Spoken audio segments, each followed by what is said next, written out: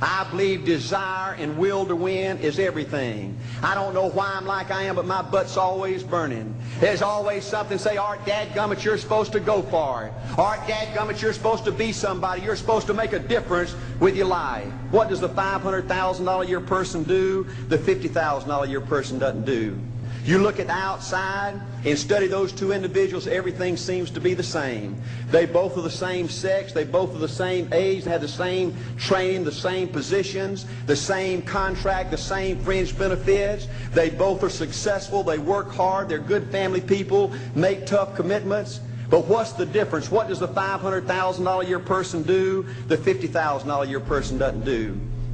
He pays the price and a little bit more. He works hard and a little bit more. He's loyal to the company and a little bit more. He believes in a little bit more. He makes money and a little bit more. He saves money and a little bit more. If you want to win in these United States, you got to be tough and you can't quit.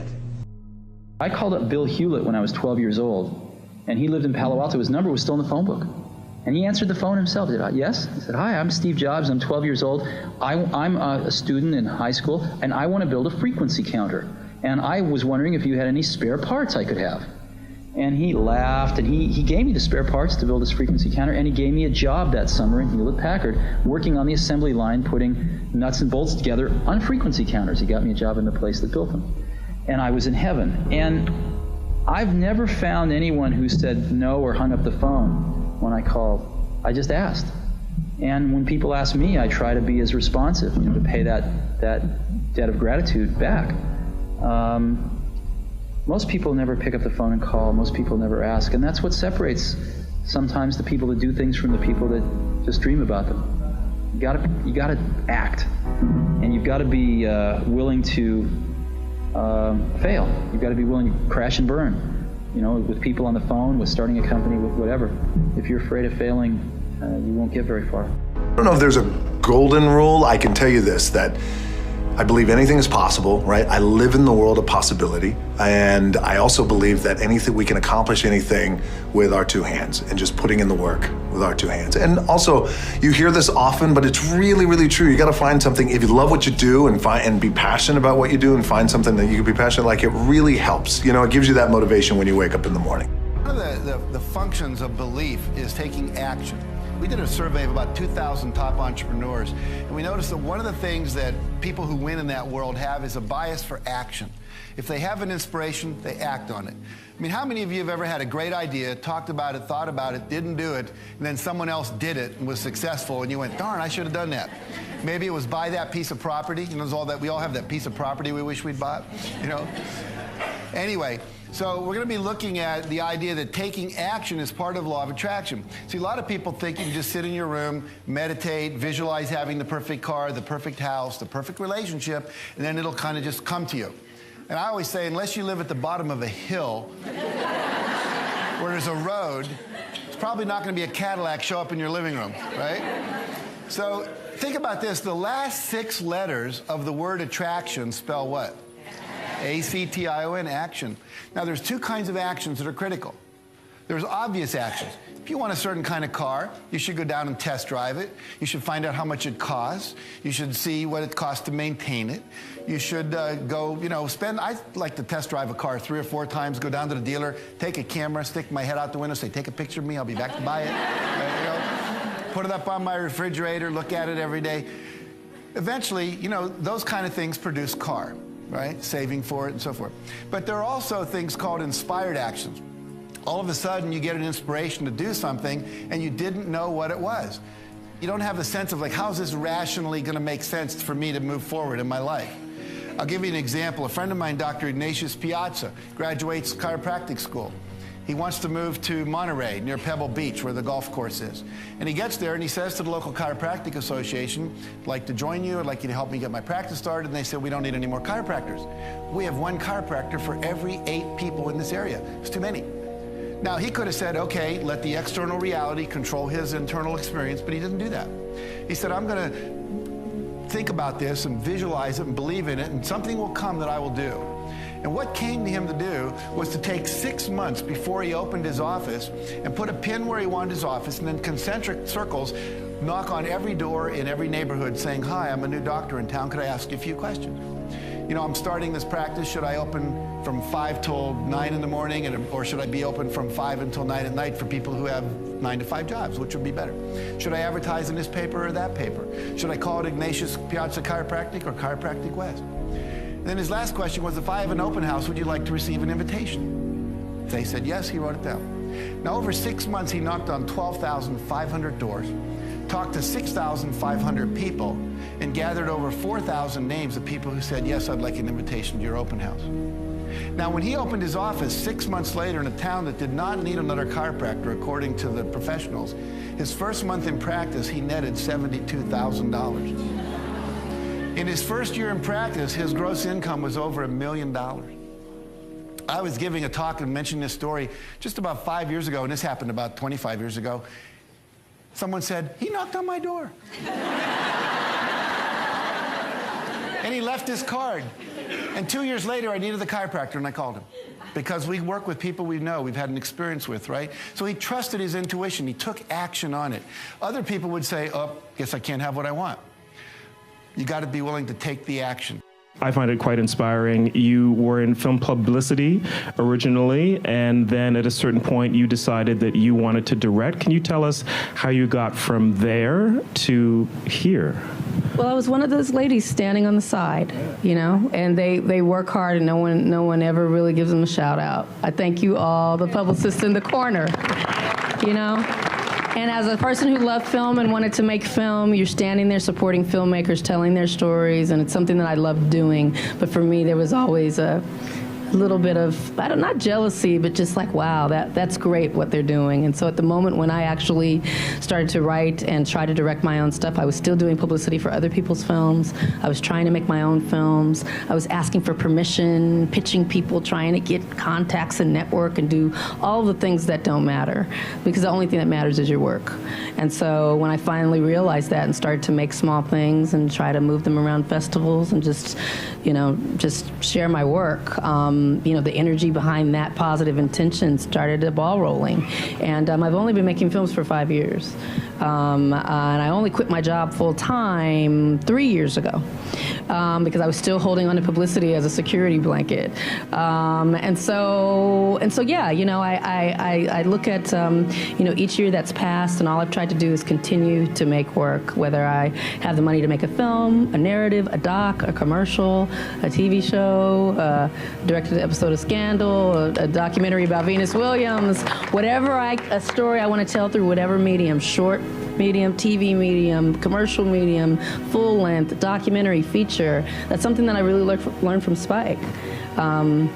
Lee, not Jones. I'm sure Jones is nice, but I was talking to a lady. She was like, "Spike Jones?" I was like, "No, lady, it's Spike Lee." But remember he did commercials with Jordan. He's done almost as many docs as he's done narratives. He's made a film every year for the past 20 years. I mean, he's really the blueprint of just not even a black filmmaker, a filmmaker who's just continued to make work. And so that's how we're here now. I think stress, you can be, I think one of the things that's very important to note about stress is that stress primarily comes from not taking action over something that you can have some control over. So if I find that some particular thing is causing me to have stress, that's a warning flag for me. What it means is there's something that I haven't completely identified, perhaps in my conscious mind, that is bothering me, and I haven't yet taken any action on it. I find as soon as I identify it and make the first phone call or send off the first email message or whatever it is that we're going to do to start to address that situation, even if it's not solved, the mere fact that we're addressing it dramatically reduces any stress that might come from it. So stress comes from ignoring things that you shouldn't be ignoring. I think in large part. So stress doesn't come, people get stress wrong all the time in my opinion. Stress doesn't come from hard work, for example. You can be working incredibly hard and loving it. And likewise, you can be out of work and incredibly stressed over that. So, and likewise, if you kind of use that as an analogy for what I was just talking about, if you're out of work, but you're going through, a disciplined approach of, a series of job interviews and so on and working to remedy that situation, you're going to be a lot less stressed than if you're just worrying about it and doing nothing. The last thing I'll talk to you about today in building this winning edge is, folks, if you want to win in business, you got to be a leader. Leadership is everything. You show me anything in these United States that win, I'll show you a leader at work.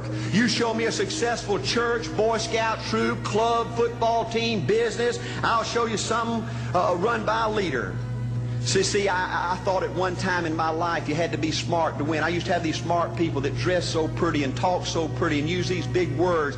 They just intimidated me, and I said, Art, you can't ever be that good. Why don't you just throw in the towel and go back and coach football for a living? And I found two things out about smart people. I think it's almost impossible for a smart person to win in business in America today, because I find smart people spend their whole lifetime figuring things out.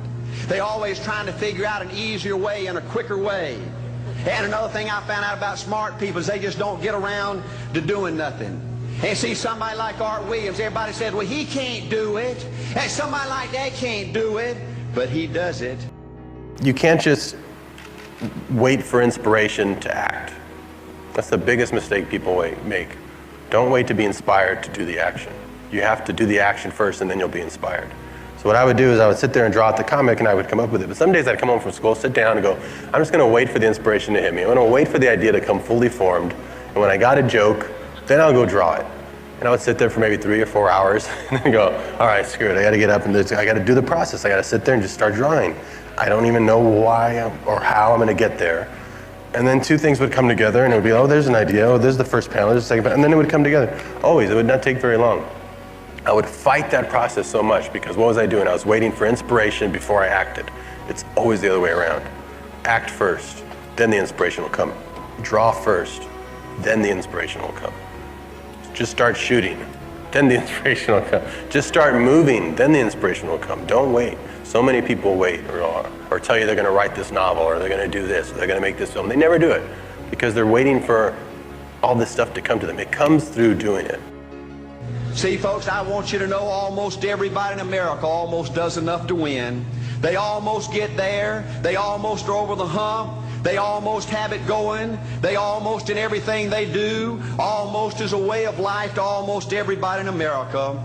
But the winners do it.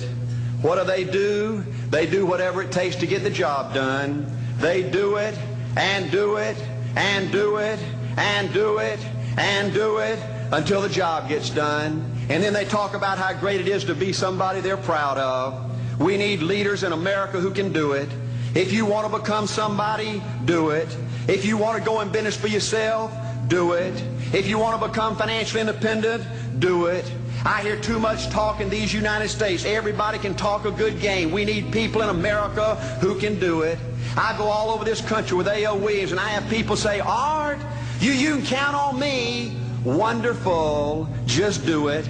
Art, I guarantee you this is my last stop. I'm going to win now. Super duper. Just do it. Art, if I could just have one good month and get the ball going, I know I could make it big. Super. Just do it. Art, if I could just pay off this debt, I could really go.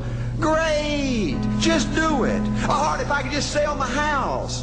Do it. But houses ain't selling. Do it anyway. Art, I'm not making any money. What can I do? You just do it. Do what, Art? You do it, and do it, and do it. We try to hire really smart people, but we have a very simple organization, and we try to focus and do very few things well. And focusing's hard, because focusing doesn't mean saying yes, it means saying no. So we decide not to do a lot of things, so we can focus on a few handfuls of things and do them well. And I think, everybody working in a company wants to do something great. They want to be excited about what they're working on. And they want to be recognized for it if they do a really great job. So we just try to allow people to do the best work of their lives at Apple and get it out to 25 million customers that we have. And that's very exciting. And when you're working on something and if this works out, up to 25 million people are going to use this. It's very motivating. And it's not just 25 million of our customers, but other companies tend to follow us. You know, it takes them a few years, but other companies tend to copy what we do if it works. Right. And so we can influence the whole industry. All right, I guarantee I'm going to win this contest. Super duper. Just do it. All right, I'm over the hump now. Watch my smoke. Great. Just do it. All right, I want to make it so bad I can taste it. What I do, you just do it. All right, I'm a vice president now. Can I quit doing it?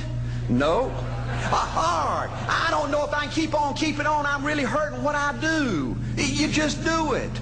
Do what, Art? You do it, and do it, and do it. Art, all my life I wanted to be somebody important. Well, what do it then? All right, I'm going to save money so I don't have to go through this again. Great. Just do it. All right, I don't feel like I've had enough training. What I do? You just do it. All right, my manager don't give me no help. What I do? You just do it. All right, you don't understand. I was Mr. Everything in my former company. You don't mean I have to start off down at the bottom and do it, do you? Yep, you really got to do it. All right, what's the primary difference between winners and losers? The winners do it. They do it, and do it, and do it, and do it until the job gets done. And then they talk about how great it is to finally have achieved something unique, and how glad they are that they didn't quit like everybody else, and how wonderful it is to finally be somebody they're proud of and make a difference with their life. Thank you.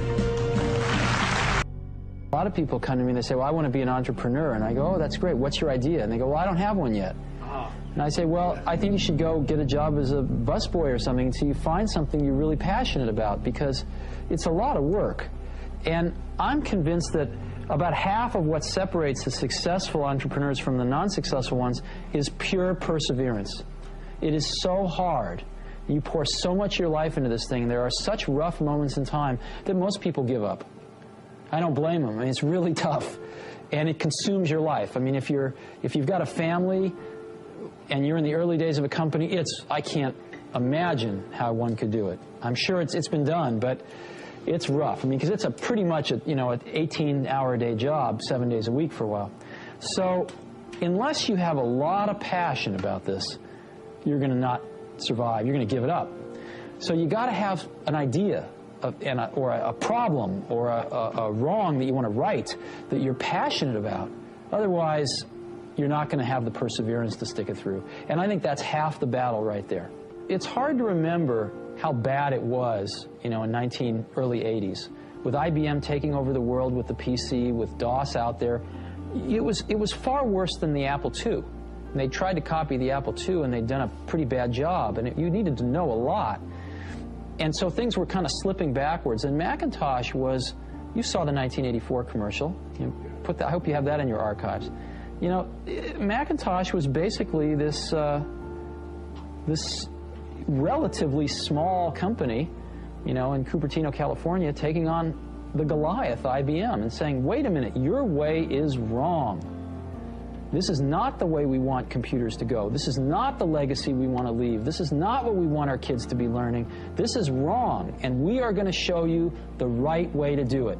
And here it is. It's called Macintosh, and this is so much better that it's going to beat you. And we are going to do it. And that's what Apple stood for.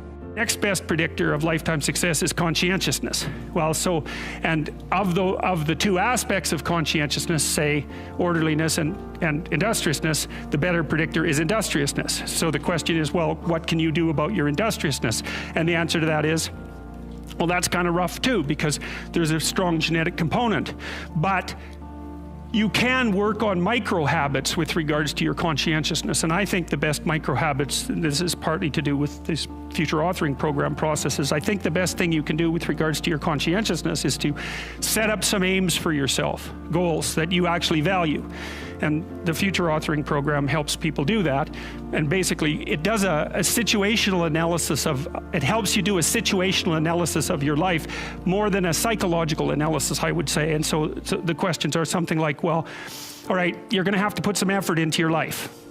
And you need to be motivated to do that. And so what are the potential sources of motivation? Well, you could think about them in the big five. manner. You know, if you're extroverted, you want friends. If you're agreeable, you want an intimate relationship. If you're disagreeable, you want to win competitions. If you're open, you want to engage in creative activity. If you're high neuroticism, you want security. Okay, so those are all sources of potential motivation that you could draw on, that you could tailor to your own, you know, your own personality. But then there are dimensions that you want to consider your life across. And so we ask people about, well, you know, if you could have your life the way you wanted it in 3 to 5 years, if you were taking care of yourself properly, you know, what would you want from your friendships? What would you want from your intimate relationship? How would you like to structure your family? What do you want for your career?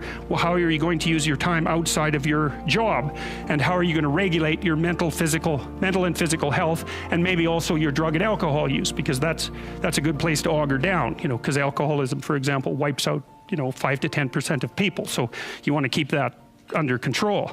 And then so maybe, you know, you develop a vision of what you would like your life to be, and that associates the goal. Well, once the goal is established, and then you break down the goal into micro processes that you can implement, the micro processes become rewarding in proportion, in relation to their causal association with the goal, and that tangles in your incentive reward system. You know, we talked about the dopaminergic incentive reward system, and that's the thing that keeps you moving forward. And the way it works is that it works better if it produces positive emotion when it can see you moving towards a valued goal. Okay, well, what's the implication of that? Better have a valued goal, because otherwise you can't get any positive motivation working out. And so the more valuable the goal, in principle, the more the micro processes associated with that goal start to take on a positive charge. And so what that means is, well, you get up in the morning and you're excited about the day, you're ready to go. And so as far as I can tell, what you do is you specify your long-term ideal. Maybe you also specify a place you want to stay the hell away from, so that you're terrified to fail as well as excited about succeeding, because that's also useful. You specify your goal. You do that in some sense as a unique individual. You want to specify goals that make you say, oh, if that could happen as a consequence of my efforts, it would clearly be worthwhile. Because the question always is, why do something? Because doing nothing is easy. You just sit there and you don't do anything. That's real easy. The question is, why would you ever do anything? And the answer to that has to be because you've determined by some means that it's worthwhile. And then the next question might be, well, where should you look for worthwhile things? And one would be, well, you could consult your own temperament. And the other would be, well, you kind of look at what it is that people accrue that's valuable across the lifespan. So you do a structural analysis of the subcomponents of human existence, and I already did that. You need a family, you need friends. Like, you don't need to have all these things, but you better have most of them. Family, friends, career, educational goals, plans for, you know, time outside of work, attention to your mental and physical health, etc. You know, that's what life is about. And if you don't have any of those things, well, then all you've got left is misery and suffering. So that's a bad deal for you. So once you set up that goal structure, let's say, and that's really in many ways that's what you should be doing at university. That's exactly what you should be doing, is trying to figure out who it is that you're trying to be, right? And you aim at that, and then you use everything you learned as a means of building that person that you want to be. And I really mean want to be. I don't mean should be. Even those things are going to overlap. And it's important to distinguish between those, because that's partly, and this is back down to the micro routine analysis. So if I was saying, well, you're going to try to make yourself more industrious. Okay, number one, specify your damn goals, because how are you going to hit something if you don't know what it is? That isn't going to happen. And often people won't specify their goals too, because they don't like to specify conditions for failure. So if you keep yourself all vague and foggy, which is real easy, because that's just a matter of not doing as well, then you don't know when you fail. And people might say, well, I really don't want to know when I fail because that's painful. So I'll keep myself blind about when I fail. That's fine, except you'll fail all the time then. You just won't know it until you've failed so badly that you're done. And that can easily happen by the time you're 40. So I would recommend that you don't let that happen. So that's willful blindness, right? You could have known, but you chose not to. Okay, so once you get your goal structure set up, you think, okay, if I could have this life, it looks like that might be worth living, despite the fact that it's going to be, you know, anxiety provoking and threatening, and there's going to be some suffering and loss involved in all of that, obviously. The goal is to have a vision for your life such that, all things considered, that justifies your effort. But somebody must have told people, oh, life is going to be real easy. No! If they told you that, I've got a special announcement. They lied! Didn't nobody warn you that it was going to come down on you like this? That's called life. You accept yourself, then you accept the fear as a fact and not a force. See, when you accept yourself and you accept fear as a fact, that means that it's something that happens, it's something that you're going to experience, but it is not a force to hold you back. It doesn't have any special power other than that you give it. So you accept the fact that you're afraid, and then you move on anyhow. One of the things that you've got to do is you've got to watch your inner conversation and discipline your thinking and your imagination, because if you don't, your mind will take you on a wild trip. See, when you are not filling your life with the things that you are capable of doing, see, we all have some stuff that we've been given. And I don't think that it's optional for us to sit on what we have. See, if you're sitting on what you have, what you've been given, and I think everybody's been given something to bring to the planet, that only you can do that, only you can perform that, only you can initiate that activity. And if you don't do that, if you're not filling in your life with your life work or your mission, then there are gaps in your life. And what we do when we're not living out our true identity, we begin to fill the gaps. We fill the holes with garbage. Alcohol, drugs, worry, self-destructive behavior. So when you begin to look at your life and you know that you're not doing what you can do because you have allowed yourself to be held captive by your fears. Now, when you don't have a true appreciation and acceptance for who you are, and you allow yourself to be immobilized by fear, what happens in the process is that you begin to abuse yourself. You begin to sabotage your life, you begin to sabotage your dreams, you begin to unconsciously work against yourself. You become your own worst enemy. So what do you do about that? Well, you begin to realize that your dream and your gifts have so much meaning and so much value for you till your hunger for them will begin to push you past the fear. Your hunger to have them will give you a special drive. As you work on yourself, as you begin to acknowledge your true identity, the true power that you have, the true capacity you have to bring about change, the miracle-working power that you have within yourself to do the things that you want to do.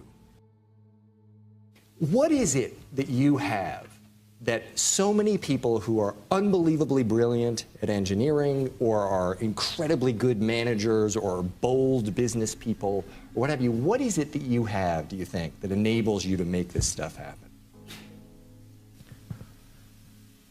Well, first of all, I certainly don't think I can, do anything or do most things that people think are impossible, because I think a lot of what people think is impossible is actually impossible. But occasionally it's not. I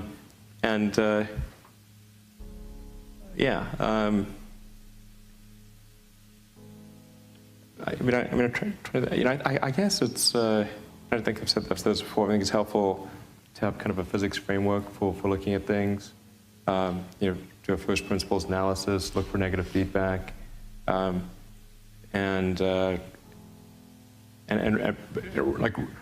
really believe in what you're doing, but not just from a blind faith standpoint. Like to have really thought about it and say, okay, this is true. I'm convinced it's true, and I've tried every angle to figure out if it's untrue, and sort negative feedback to figure out maybe if I'm maybe wrong. But then after all that, it still seems like this is the right way to go. Then that I think gives one a fundamental conviction and an ability to convey that conviction to others, and to convince them to join. And that's what a company is. It's a group of people who come together to create a product of some kind. And so if you can convey that and answer the concerns that people have, convince them that this is something that needs to be done, it's important, and here is a path to do it, even if that path has a lot of danger associated with it and risk, and maybe it won't succeed. But people can understand, okay, this is why it's important, and even if the odds are that it won't succeed, it's worth trying to do it. Then I think you can create a great company. I want you to ponder these 4 questions.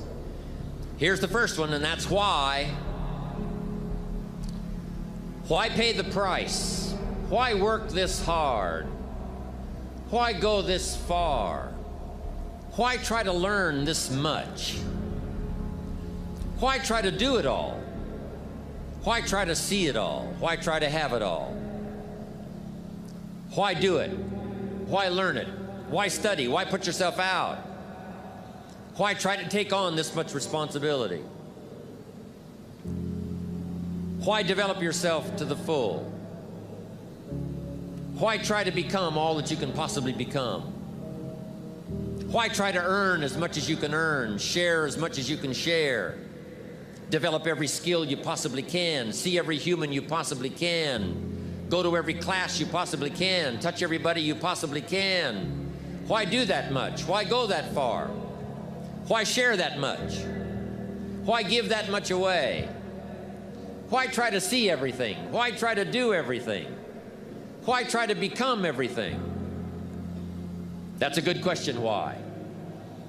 And you're the only one personally that can answer that question for yourself. You've got to have your own list of whys. Here's what I want you to do when you go home after you've left this extravaganza. Work on your list of whys. One of the big thrusts for success is to come up with a strong enough why. In leadership training, here's what we learn. If the why is powerful, the how is easy. But if the why isn't strong, if your goals aren't powerful, if the vision isn't clear, the old prophet said, without a vision we die, without a vision we perish, without a dream we're nothing.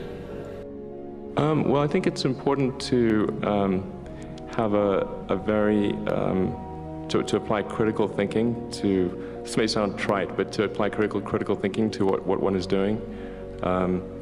And by that I mean just the fundamentals of logic, you know, do you have the right axioms?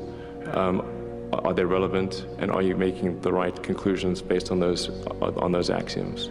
That's the essence of critical thinking, and yet it is amazing how often people fail to do that. I think wishful thinking is innate in the human brain. You want things to be the way you wish them to be, and so you tend to filter information that you shouldn't filter. That's the most common flaw that I see. Idea comes, and you see it, and you hear it, and you know it. How does it come? It comes like on a TV in your mind. You know, there's a line I've always loved of Leonard Cohen. He said, if I knew where the good songs came from, I would go there more often. Absolutely. People, we don't do anything without an idea. So they're beautiful gifts. And I always say, desiring an idea is like a bait on a hook. Yeah. It can pull them in. And if you catch an idea that you love, that's a beautiful, beautiful day.